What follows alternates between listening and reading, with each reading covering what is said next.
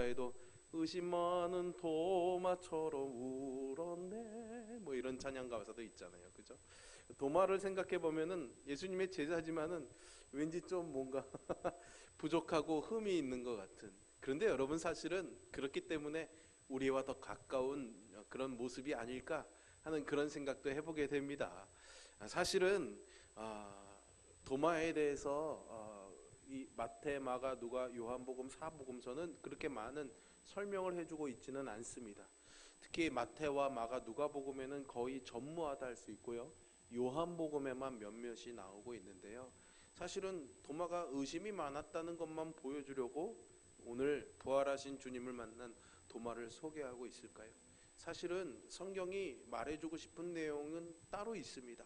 근데 우리는 의심 많은 도마에게만 집중하고 있죠. 우리가 오늘 보아야 될 도마의 모습이 있는데 그런 오해들을 우리가 좀 풀어보는 그런 시간이 되었으면 합니다. 이것은 제가 무슨 도마 씨랑 친한 것도 아니고 그분의 명예를 위해서 설교하는 것도 아니고 그분의 모습을 보면서 우리의 신앙에 유익이 있기 때문이겠죠. 도마에 대한 우리의 생각은 의심 많은 도마지만 오늘 본문은 그에게 있는 진짜 별명, 제자들 사이에서 도마를 부르던 별명이 무엇이었는지를 우리에게 소개해주고 있습니다. 24절의 말씀인데 12제자 중에 하나로서 디두모라 불리는 도마 이렇게 소개하고 있죠. 그러니까 이 디두모라는 이름이 도마의 또 다른 별명이기도 합니다. 디두모라는 이 말은 쌍둥이라는 뜻입니다. 그러니까 아마 쌍둥이가 아니었을까 하는 그런 생각을 우리가 추측해 볼 수가 있겠죠. 사실은 그의 물론 태생적인 그런 것들을 그의 별명에서 우리가 알 수 있지만 더 중요한 것은 그의 기질, 그가 어떤 사람이었는가를 우리가 이해하는 게 더 중요하겠죠.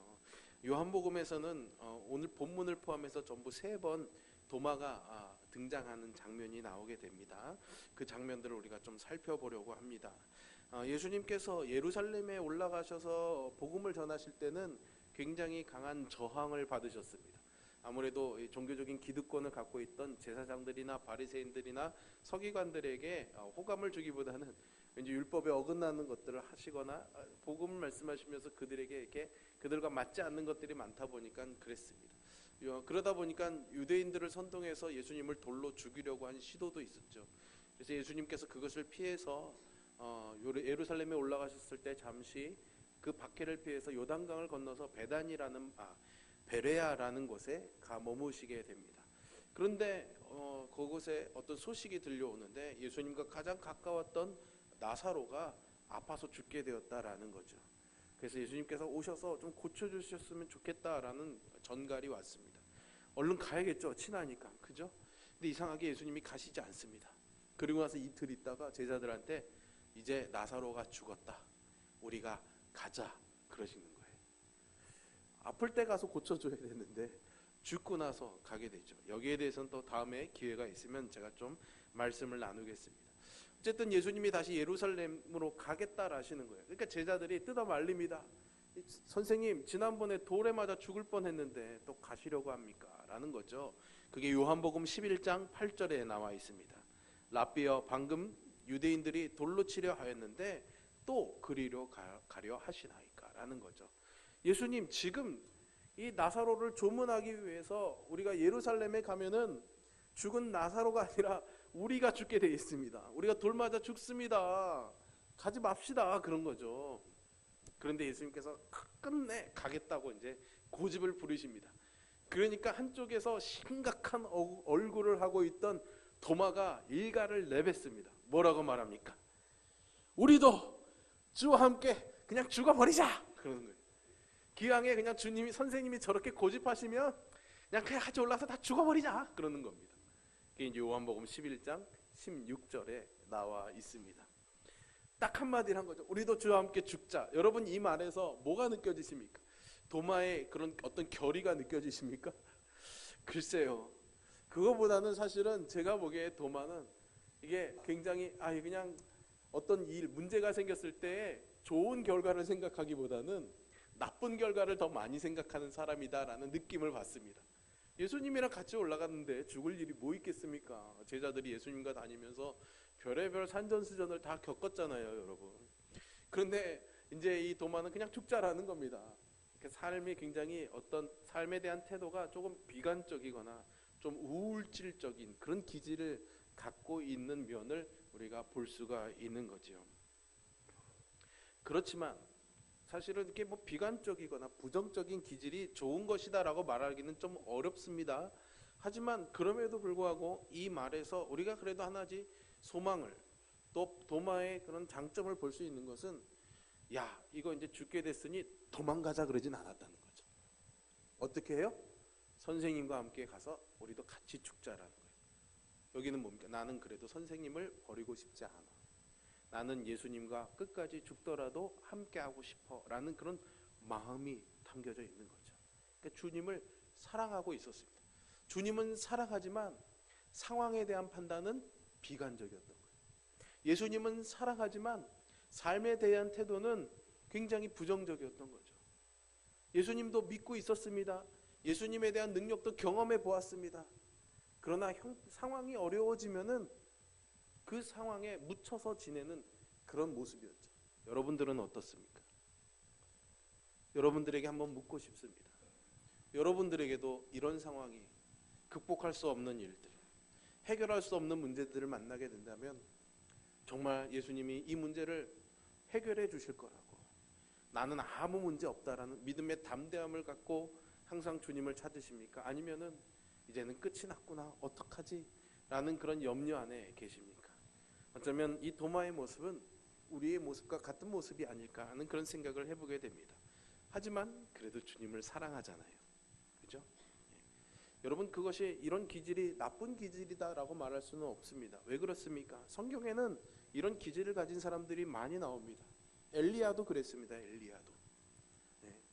갈멜산에서 바알 선지자들과 싸워 이기고 나서 또 비도 오게 하고, 무엇보다도 아합 왕이 탄 마차보다도 번개같이 슉 달려가서 슈퍼맨처럼 달려가는 능력을 경험하고 나서도 그 아합의 왕비였던 이세벨이 내가 이놈의 엘리야를 그냥 가만두지 않겠어, 그냥 죽여버리겠어 라는 이 말을 듣고 어떻습니까? 그래? 어디 한번 해볼까? 그러지 않았잖아요. 도망갑니다. 로뎀나무 밑에 가서, 하나님, 내가 이럴 거면 차라리 날 죽여주세요. 엘리야도 그런 기질이 있었던 거예요. 그럼에도 불구하고 하나님이 그를 회복시키고 그를 통해서 하나님의 역사를 이루어가게 하시는 것을 보면은, 사실은 하나님의 물론 우리 기질을 사용하시기도 하지만 하나님이 우리의 그런 기질들을 넘어서서 사용하신다는 것을 우리가 볼 수가 있습니다. 위대한 종교 개혁가였던 루터도 그랬습니다. 루터도, 우리가 보기엔 루터 굉장히 용감한 사람입니다. 왜냐하면 교황이나 왕들이 죽이겠다고 그랬는데도 자기의 그런 신앙적인 신념을 포기하지 않았죠. 하지만 루터도 막 힘들고 어려울 때는요, 문을 닫아 걸고 들어가가지고 방콕했답니다.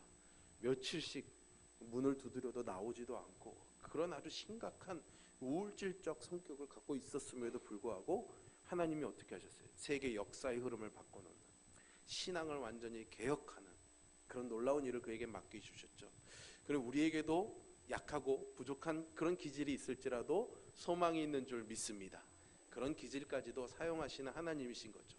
대부분 이런 도마 같은 그런 비판적이거나 부정적이거나 우울적인 기질이 공동체 안에 있으면 사람들이 그런 사람들을 그렇게 달가워하지 않습니다. 그런데 예수님은 그런 도마를 예수님의 제자로 삼아 주셨어요. 자기와 함께하는 공동체 안에 있게 하셨던 거죠. 그렇다면 우리도 그래야 되지 않을까요, 여러분? 저 사람은 너무 비판적이야, 저렇게 맨날 그냥 심각해서 어떻게 살아, 이렇게 손가락질하기보다는 그의 마음을 이해해주고 품어주고 하나님이 또 그를 통해서 일하실 거라는 그런 소망으로 함께 나아가는 그런 믿음의 공동체가 우리 공동체가 될 수 있기를 간절히 소망합니다. 두 번째로 도마의 기질을 보여주는 사건은, 예수님께서 이제 마지막 십자가에서 고난을 당하시기 전에 함께 제자들과 모여서 보내던 시간 속에서 나오게 됩니다. 특별히 요한복음은 그 예수님께서 마지막 마가다락방에서 제자들에게 하셨던 유훈과 같은 설교를 아주 자세히 기록하고 있습니다. 제가 요한복음에서 가장 좋아하는 부분이기도 해요. 14장에서부터 쭉 해서 나오고 있는데, 전부 다 성경책을 보시면 빨간색, 예수님이 말한 부분이 빨간색으로 표시된 성경책을 갖고 계신 분이면 그 부분이 다 빨간색으로 채워져 있는 것을 보게 됩니다. 어쨌든 예수님께서 제자들에게 말씀을 하시면서, 얘들아, 이제 내가 어, 아버지의 집으로 갈 거야. 가서 너희들이 올 집을 예배하려고 그래. 내가 너희들과 함께 있지 않아도 염려하거나 근심하거나 두려워하지 마. 내가 다시 올 거고 너희들도 내가 지금 어디로 가는지 그 길을 알고 있으니까 그런 마음 갖지 말고 담대하게 있어. 이렇게 이제 부탁을 하시는 겁니다. 그런데 이 이야기를 듣고 있던 도마가 예수님께 묻습니다. 14장 5절의 말씀이에요. 주여, 주께서 어디로 가시는지 우리가 알지 못하거늘 그 길을 어찌 알겠사옵나이까? 라는 거죠. 주님이 어디를 가신다고요? 어디를 가신다고 언제 말씀하셨어요? 나 잘 모르겠어요. 이렇게 말하는 겁니다. 사실은 요한복음 앞에서도 복음서에서도 예수님은 그런 이야기들을 꾸준히 계속해서 해오셨습니다. 그래서 14장 1절에서도 염려하지 말라고 하시면서 내가 어디로 가는지 그 길을 너희가 이미 알고 있어 라고 말씀하셨거든요. 그런데 도마가 전 잘 몰라요 그러는 거예요. 여러분들 사람들과 대화하실 때 그런 경험 있지 않으십니까? 누군가를 대화하는데 사실 난 잘 모르는 내용을 이야기하고 있는데 앞에서 이야기하시는 분이 야 이거 이런 거잖아, 너 그거 알잖아, 그지요? 이거 모를 리가 있겠어? 그러면은 여러분 보통 어떻게 반응하십니까? 몰라도 예, 알아요. 예. 이런 거 넘어가잖아요, 그죠? 예. 그게 사람의 마음입니다. 사실은 자신의 무지를, 자신이 알지 못하는 것을 인정하기가 싫고 또 인정하지 못한 채로 그냥 넘어갈 때가 있죠, 유야무야. 진실한 사람은 그나마 조금 더 진실한 사람은 그리고 나서 그게 뭔지 좀 알아보기는 합니다. 근데 대부분은 그러지 않습니다. 그냥 지나가죠. 우리 신앙도 그럴 때가 참 많습니다, 여러분. 사실은 교회에 오래 출석하고 신앙의 어떤 연조가 있거나 어떤 체험이 있습니다. 하지만 진리에 관한 문제에 있어서 우리가 아주 잘 분별하지 못하거나 무지할 때가 있습니다. 심지어는 가장 근본적인 구원의 문제에 대해서도 그렇습니다. 그런데 단지 교회를 오래 다니고 사람들이 이 사람 믿음 괜찮아, 그래도 집사님인데 권사님인데 뭐 이런 걸로 인해서 사실은 내 마음에 분명하지도 않은 것을 가지고 분명한 것으로 착각하며 사는 경우들이 참 많습니다. 그러니까는 사실은 교회에 와서 예배를 드려도 소위 신앙생활이라는 것을 한다고 하면서도 정말 진정한 신앙생활 가운데 하나님을 믿는 이 믿음 가운데 살아가는 하나님이 주시는 기쁨과 즐거움들을 우리가 누리지 못하면서 사는 거죠. 알지 못하니까. 그럴 때 우리의 태도는 어때야겠습니까? 도마와 같아야 되는 겁니다. 주님, 난 잘 모르겠습니다. 주님이 어느 길로 가시는지 난 잘 모르겠습니다. 정직한 질문이 있어야 되는 거죠. 만약 그렇지 않다면은 우리는 향방을 알지 못하는 그런 길로 가다가 결국에는 돌이키지 못하는 그런 불행을 만날 수도 있는 겁니다. 도마는 근심하지 말라는 주님의 말씀에 나는 길을 잘 몰라요, 주님. 내가 어떻게 가요? 이런 그런 비관적인 태도로 질문했지만 최소한 자기의 마음에 있어서만큼은 정직했던 거죠. 오히려 이런 우리의 마음의 정직함을 하나님이 들으시는 줄로 믿습니다. 사람들 앞에서는 뭐 그럴 수도 있습니다. 그러나 최소한 하나님 앞에서는 정직해야 됩니다. 하나님 앞에서는 우리가 진실해야 되는 거죠. 이 도마의 질문에 예수님이 유명한 대답을 하시잖아요. 뭐라고 말합니까? 내가 곧 길이요 진리요 생명이다. 누구에게 하신 대답이에요? 도마에게, 제자들에게 하신 대답이죠. 내가 곧 길이요 진리요 생명이다 라고 말씀하셨어요. 나다라는 거예요. 나다. 이게 아주 중요합니다. 제자들이 이 이야기를 들었습니다. 이런 정직했지만 그 정직함은 오늘 본문에서 의심 많은 도마라는 별명을 얻게 되는 계기가 되는 겁니다. 똑같은 상황이 이어지는 거예요. 오늘 본문의 24절과 25절에서 나오죠. 부활하신 예수님께서 제자들에게 찾아오십니다. 그런데 불행하게도 도마는 그 자리에 있지 않았었습니다. 왜 없었는지 참 궁금합니다. 제가 나중에 천국 가면 물어볼 겁니다. 왜 거기 없었어요? 물어보고 싶습니다. 그런데 아까 말씀드린 도마의 기질을 생각해 보면 충분히 그럴 수 있습니다. 이 도마같이 우울질적인 그런 비관적인 성격을 가진 사람들은 대부분 문제에 직면하면 어떻게 됩니까? 네, 구멍으로 갑니다. 구석으로 갑니다. 사람들을 만나지 않지요. 대부분 그렇습니다. 적극적인 사람들은 문제를 직면하지만 그렇지 않은 사람들은 대부분 숨습니다. 사람들을 피하기가 마련이죠. 꼭 그렇지 않아도 그렇습니다. 여러분들을 보시면 그렇잖아요. 나를 생각해보면 어려운 문제 생기는데 누구랑 만나서 밥 먹는 게 즐겁습니까, 여러분? 그렇지 않죠. 누가 밥 먹자고 그래도 귀찮고 나가기 싫고 혼자 있고 싶어지는 게 사람의 마음이잖아요. 도마도 아마 그랬던 것 같아요. 제자들과 함께 있으면서 유대인들의 위협에서 피하고자 하는 마음으로 숨었지만 거기에조차도 도마는 있기 싫었던 거예요. 왜? 예수님이 돌아가셨잖아요. 큰 실망을 경험했죠. 분행이도 그 자리에 없었습니다. 근데 다시 도마가 제자들과 함께 할 수 있는 그런 계기가 왔던 것 같아요. 도마가 찾아왔던 것 같아요. 그런데 이 도마에게 제자들이 야 우리가 선생님 만났어, 주님을 만났다고 그렇게 말하는 순간 도마는 나는 내가 보지 못했는데, 나는 정말 예수님의 그 못장난 손을 만져보지 않고는 옆구리의 창자국을 만져보지 않고는 믿을 수가 없어. 이 한마디를 한 것 때문에 결국 2000년 교회 역사 가운데 의심 많은 도마로 낙인 찍히게 된 거죠. 근데 여러분, 이 의심 많은 도마의 문제는 도마 자신의 문제만은 아니었습니다. 사실은 제자들도 처음 예수님이 부활해서 찾아오셨을 때 누군지 알아보지 못했습니다. 그러니까 우리 모두의 문제다라고 말할 수가 있죠. 도마가 그 자리에 없었기 때문에, 주님을 만나지 못했기 때문에 다른 제자들은 예수님을 만난, 부활하신 주님을 만난 그 기쁨으로 있는 이 일주일의 시간을 도마만은 유일하게 슬픔으로 보낼 수밖에 없었을 것입니다. 여기서 중요한 신앙생활의 실제적인 교훈을 우리가 하나 짚어보고 넘어가려고 합니다. 무슨 말이냐면 고립된 신앙생활은 독이라는 사실이죠. 예. 도마가 혼자 있지 않았다면 어땠을까요, 여러분? 예. 일주일의 시간을 그렇게 홀로 외롭게 고통스럽게 보내지 않아도 됐고 2000년의 교회 역사에 의심 많은 사람이라는 그런 누명도 쓰지 않을 수 있었을 것입니다. 그런데 도마가 그 자리에 없었기 때문에 결국은 그가 신뢰할 만한 예수님, 부활하신 주님을 만날 기회를 놓치고 만 것이죠. 우리의 신앙도 마찬가지입니다. 사실은 신앙생활이라는 것이 하나님과 1대1의 관계이긴 하지만 결코 이 신앙생활을 혼자 할 수는 없다라는 거죠. 왜냐하면 우리를 넘어뜨리려는 마귀의 속임수와 또한 그런 시험과 위험과 함정들이 너무나 많이 있고 우리는 거기에 너무나 쉽게 걸려 넘어질 수 있기 때문이죠.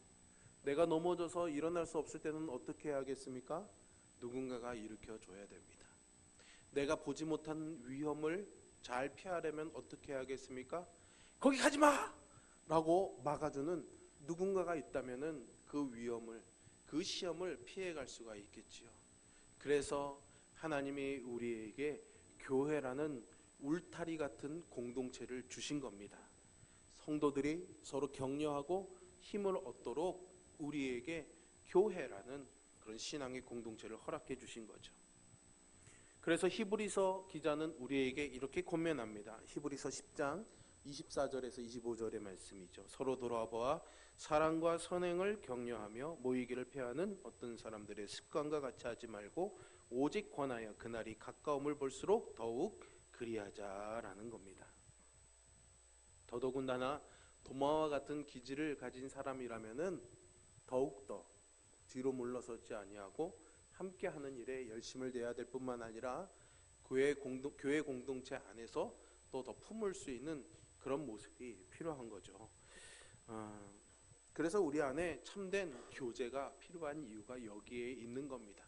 단지 교회에 잘 나오도록 하기 위해서, 잘 정착하기 위해서 여러 가지 필요가 있지만 가장 중요한 것은 서로 세워가고 서로 그렇게 지켜가는 것이죠. 그것이 우리 교제의 이유가 되어야 될 줄로 믿습니다. 그렇게 도마만 예수님을 만나지 못한 채 오늘 본문에 보면 여드레의 시간이 지나가게 됩니다. 이것은 8일이 아니라 실질적으로는 일주일의 시간을 의미합니다. 그 일주일의 시간이 지나서 다시 부활하신 주님을 만났던 날이 돌아오게 된 거예요. 결과적으로 그 날에 도마가 다시 또 예수님을 만났습니다. 그래서 이 여드레라는 날짜를 넣은 데는 요한이 굉장히 의도적인 그런 의도성이 담겨져 있습니다. 왜냐하면 예수님께서 십자가에 죽으셨다 부활하신 후 믿는 사람들이 주님의 부활하심을 기념해서 유대인들의 안식일이었던 토요일 다음 날 모이기 시작했거든요. 그 전통이 초대교회에 계속해서 이어져 오고 있었습니다. 이 요한복음은 바로 요한복음이 말하고 있는 시점은 예수님이 부활하신 직후에 제자들과 만나는 시점이지만 실제로 그것을 읽고 있던 이 초대교회 성도들은 이미 그 사건이 일어난 지 적게는 80년에서 100년의 시간이 지난 후에 이 요한복음의 말씀을 읽고 있었거든요. 그래 이때까지도 교회 안에는 이 주의 날이라고 불려지는 이 주일에 성도들이 계속 모이고 있었음을 이렇게 요한이 암시적으로 보여주고 있으면서 그 모이는 날에 부활하신 주님이 제자들을 만났던 것처럼 부활하신 주님이 도마를 만났던 것처럼 그날을 기다리며 모이는 우리들에게도 주님이 찾아와 주셔서 만나 주신다라는 것을 암시하고 있는 거죠. 그렇기 때문에 우리가 주일날 모여 예배하는 이 예배 자리에 언제나 주님이 와주시고 우리와 만나주시는 그런 은혜요 복의 자리가 되는 줄 믿으시기를 바랍니다. 부활하신 주님께서 그 전주와 마찬가지로 닫힌 문을 통과해서 제자들에게 너희에게 평강이 있을지어다 라고 말씀하시면서 바로 도마에게로 향하십니다. 그러니 두 번째 방문은 도마를 위한 방문이었다라는 결론을 우리가 내릴 수가 있죠. 왜요? 도마를 향해서 말씀해 주시고 그의 믿음을 세워주기를 원하셨던 거죠. 여기서 가만히 생각해 보면 참 주님의 놀라운 은혜와 사랑을 우리가 알 수가 있습니다. 주님께서 그 전주에 도마가 자기 동료 제자들과 함께 하던 그 말을 주님이 그 자리에는 계시지 않았지만 어떻게 해요? 들으셨다라는 거죠. 우리의 하는 말, 우리의 마음속의 생각을 우리의 주님께서 감찰하시고 들으시는 줄 믿으시기를 바랍니다. 그리고 그것을 외면하지 않으시는 거예요. 야, 네가 보지도 않고 못 믿어? 그렇게 믿음이 없어? 됐어. 너도 그냥 네 뜻대로 살아. 그렇게 버리지 않으시고 또 찾아와 주시는 거죠. 그리고 그에게 말씀해 주십니다. 오늘 본문의 27절이죠. 내 손가락을 이리 내밀어 내 손을 보고 내 손을 내밀어 내 옆구리에 넣어보라. 그래서 믿음 없는 자가 되지 말고 믿는 자가 되라. 아멘. 도마에게 야, 너 왜 이렇게 믿음이 없어? 라고 책망하지 않으셨어요. 네가 그렇게라도 해야 믿을 수 있겠다면 그렇게 해라. 그래서 어떻게 해요? 믿음 없는 자가 되지 말고 믿는 자가 되라라는 거죠. 도마를 찾아오신 이유가 뭡니까? 믿는 자가 되라는 거예요. 내가 너에게 그런 증거를 보여주겠다라는 것이죠. 그를 무시하지 않고 그를 외면하지 않고 찾아오시는 주님의 놀라운 자비를 우리가 경험할 수가 있는 거죠. 그래서 히브리서 4장 15절에서는 주님을 우리에게 이렇게 소개하고 있습니다. 우리에게 있는 대제사장은 우리 연약함을 체휼하지 아니하는 자가 아니요 모든 일에 우리와 한결같이 시험을 받는 자로되 죄는 없으시니라. 아멘. 우리의 연약함을 동정하신다는 거예요. 우리의 연약함을 있는 그대로 받아주신다는 거예요.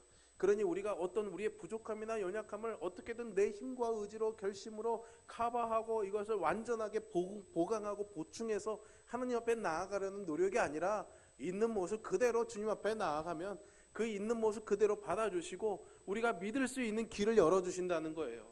물론 뒤에도 제가 말씀드리겠지만 도마에게 보지 않고 믿는 자가 복이 있다라고 하셨지만 이렇게 보고라도 믿으니 다행이다.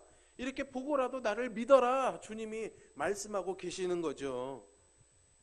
믿음에는 그래서 비교가 없습니다. 도마에게 그런 말씀을 하신 것은 너는 왜 그런 큰 믿음을 못 가져가 아니라 그렇게 해서라도 나를 잘 믿어다오 라고 말씀하시는 거죠. 이런 주님의 마음이 얼마나 감사하고 고마운지 모르겠습니다. 도마한 사람 쉽게 무시하고 갈 길을 주님은 품으셨죠. 그것은 우리가 또 우리 교회가 어떻게 해야 될지를 가르쳐주는 귀한 교훈이다 이렇게 말할 수가 있습니다.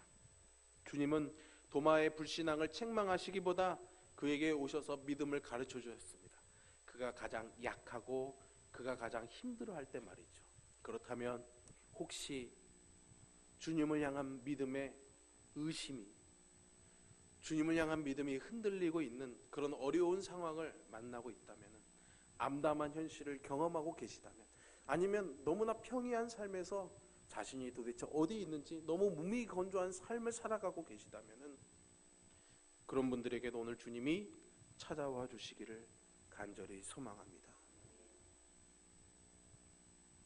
놀라운 것은 그런 영적 상황이 어떤 상황에 있든지 간에 주님이 찾아오시면 그 영혼이 회복된다는 사실입니다.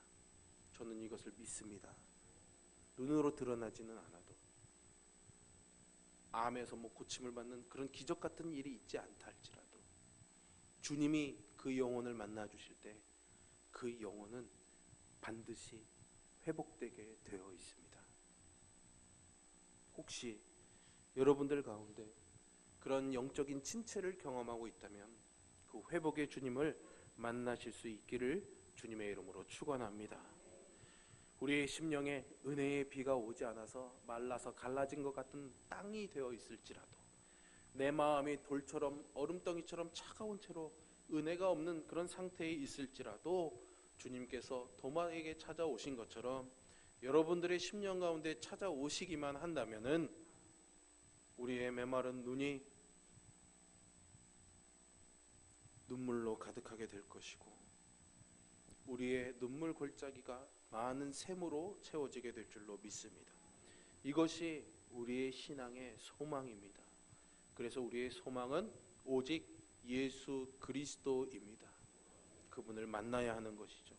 어떤 것을 잘 하려고 어떤 교리를 깨닫고 배우는 것보다도 더 중요하고 더 가치 있는 것은 예수 그리스도를 만나는 것입니다. 성경 공부를 열심히 해서 예수님을 만난다면 그렇게 해야죠.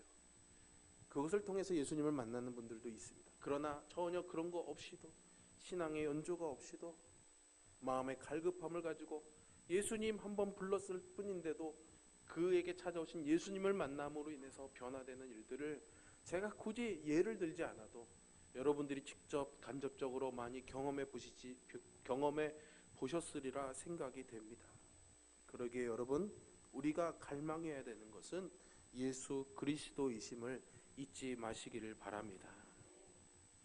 참 신기한 것은 도마는 분명히 나는 예수님의 못자국난 손가락에 내 손가락을 넣어보고 옆구리에 손을 넣어봐야 나는 이것을 예수님의 부활을 믿을 수 있다라고 그랬습니다.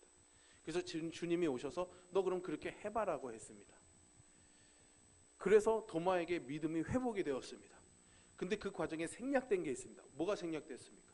그렇게 해보지 않았다는 거예요.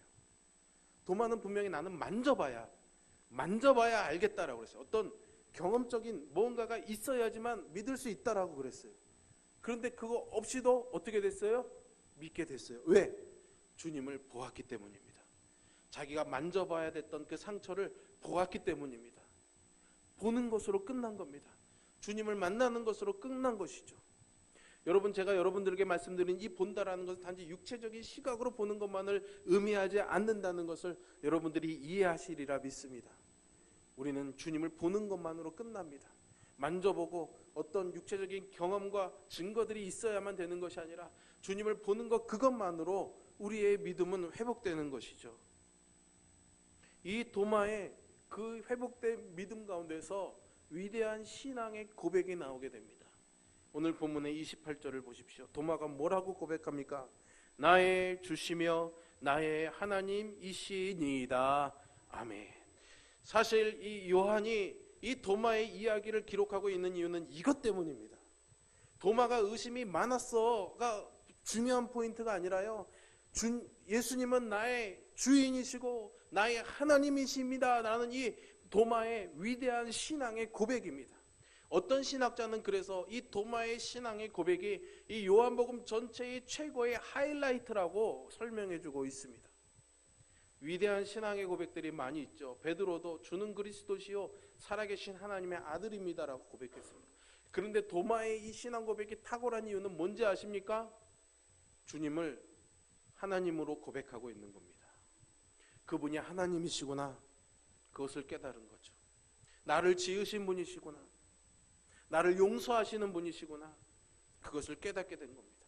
어떤 위대한 인물이요, 역사상 기독교라는 종교를 세운 그런 성인이 아니라 그분이 하나님이시구나, 이것을 깨달은 거죠.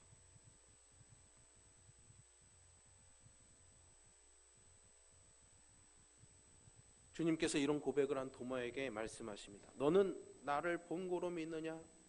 보지 못하고 믿는 자들은 복되다 라고 말씀하셨죠. 여러분, 이것은 비교가 아닙니다. 보고 믿는 것은 아니고 보지 못하고 믿는 것이 훨씬 더 낫다는 것이 아닙니다. 둘 다 긍정해 주시는 겁니다. 이것을 우리가 잘 분별해야 됩니다. 도마는 증거를 요구했습니다. 왜요? 의심이 많아서요?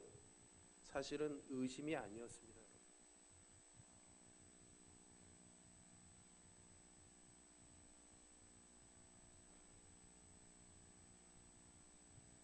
여러분, 오늘 본문의 말씀을 잘 읽어보십시오. 도마가 의심했다고 나와 있습니까? 없습니다. 도마가 의심했다는 표현은 없습니다. 단지 그의 말을 듣고 우리가 그것을 의심이라고 표현한 것뿐이죠. 의심은 그것이 사실이 아니라는 것을 전제로 하고 있습니다. 그죠? 그럴 리가 없어. 그런데 도마의 증거 요구는 그것이 아닙니다. 도마보다 더 주님의 부활을 갈망하는 사람이 누가 있었겠습니까? 도마는 주님의 약속도 들었습니다. 부활하실 거라. 그것이 정말 일어나기를 바랬습니다. 근데 그게 일어났어요. 그런데 더 확실하게 믿고 싶었던 겁니다. 더 분명하게 믿고 싶었던 거죠. 그래서 제자들보다는 좀 더디게 깨달았지만 그 증거를 가지고 더 확실한 믿음을 갖는 사람이 되었던 겁니다. 그래서 기독교 전승에 의하면 그는 인도로 넘어가서 교회를 세우고 순교했다라는 그런 기독교의 전승이 전해져 내려오고 있고, 이것이 역사적인 사실로 최근에 고증이 되고 있습니다. 여러분, 의심 많은 도마였다면 그럴 수 있었을까요? 그렇지 않습니다. 그는 더 확실히 믿기를 원했고 더 분명히 믿기를 원해서 주님에게 질문했던 겁니다. 주님, 나는 그 길을 잘 모릅니다. 주님, 나는 주님이 부활하셨다는 것을 더 분명히 믿고 싶습니다. 그런 도마에게 주님이 찾아와 주신 거죠. 정직하고 깨끗한 마음, 자신의 부끄러움, 사람들이 야 그것도 몰라, 넌 그것도 못 믿어 라는 그런 신란을 받을 것을 각오하고도 정말 믿고 싶지만 믿어지지 않는 자신의 마음을 드러냄으로 인해서 주님이 그와 만나 주신 거죠. 오늘 주님 앞에서는 우리의 마음이 그와 같기를 원합니다. 분명한 것은, 그런 마음을 드러내는 것은 두렵습니다. 사람들이 나를 폄하할 것이 참 두렵습니다. 그러나 주님은 그런 우리의 마음을 아시고 도마에게 오셨던 것처럼 분명히 우리와 만나 주십니다. 그리고 우리의 믿음을 세워주십니다. 그래서 확실한 믿음 위에 서게 하시는 거죠. 주님이 지금 여러분들의 마음의 답답함을 알고 계십니다. 나는 예수님 믿는다고 하는데 왜 내 삶은 이렇지? 예수님이 병 고쳐주시는 분이라고 나는 믿는데 왜 나는 이 무릎 아픈 것 때문에 이렇게 고생하면서 살아야 되지? 예수님이 믿음을 잘 생활하면 자녀들에게 복을 주신다고 그랬는데 왜 내 자녀들은 이렇지? 여러분들 마음에 도마 같은 질문들이 많잖아요. 주님, 난 잘 몰라요. 주님이 부활하셨다는데 난 잘 모르겠어요. 근데 여러분, 그거를 아닌 척하고 감춰들고 살면은 우리는 주님을 만날 기회가 없습니다. 주님을 만날 기회가 없어요. 도마는 그것을 드러내놓고 고백했기 때문에 주님이 찾아와 주신 겁니다. 물론 그런 고백을 하지 않아도 우리의 마음을 아시기 때문에 그런 마음을 갖고 있는 우리에게 주님이 찾아와 주심을 오늘 말씀은 우리에게 증거해주고 있습니다, 여러분. 그러니 소망을 가지십시오. 내 삶이 암담하고 문제들이 해결되지 않고 여전히 마음 한켠에는 정말 돌덩어리 같은 무거운 마음의 짐과 의심과 의혹들이 있을지라도 선하신 하나님을 신뢰하시기를 바랍니다. 그것이 있는 것을 탓하시는 게 아니에요. 그 있을 수 있어요, 도마처럼. 그러나 주님은 그걸 탓하지 않으시고 우리의 믿음을 세워주십니다. 만나주심으로요. 그러니 우리가 해야 될 일은 이 의심을 어떻게든 나는 버릴까? 어떻게 하면 이 의심을 상쇄시킬 만한 증거를 붙잡을 것인가를 요구하는 게 아닙니다. 뭘 요구해야겠어요? 난 주님 만나기를 원합니다. 주님을 보면은 증거가 없어도 만져보지 않아도 다 해결되는 거예요. 믿어지는 거예요. 그래서 그 믿음 가운데로 살아가게 되는 거죠. 그런 저와 여러분 되기를 주님의 이름으로 축원합니다. 이 시간에는 제가 기도하기보다는 이 말씀을 가지고 함께 기도했으면 좋겠는데요. 기왕이면 같이 기도했으면 좋겠습니다. 그래서 제가 기도문을 조금 준비해 왔습니다. 그래서 여러분 자막에 보시는 대로 같이 우리 함께 기도하고 이 말씀의 시간을 마무리하도록 하겠습니다. 함께 있습니다. 오 주님, 믿음 없고 연약하고 이기적이만한 제 심령에 오시옵소서. 그래서 저로 주님의 상처를 보게 하시고 죽기까지 저를 사랑하신 주님의 은혜와 사랑을 느끼게 하시고 돌같은 심령이 녹아지고 얼음 같은 제 마음이 물처럼 풀어지게 하옵소서. 그렇게 제 영혼을 소생시키시고 주님을 사랑하는 마음이 일어나게 하옵소서. 그리고 도마처럼 나의 주, 나의 하나님이라고 고백하는 은혜를 주시옵소서. 예수님의 이름으로 기도합니다. 아멘. 280